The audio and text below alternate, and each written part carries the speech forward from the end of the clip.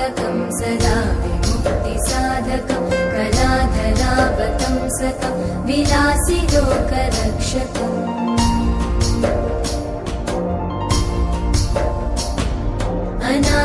अनायकैकनायकं विनाशिते भदैत्यकं नताशुभाशुनाशकं नमामि तं विनायकम्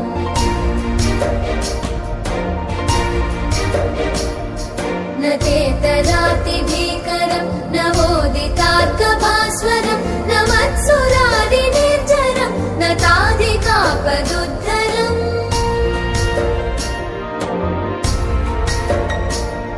सुरेश्वरं निधीश्वरं गजेश्वरं गणेश्वरं महेश्वरं तमाश्रये परात्परं निरन्तरम्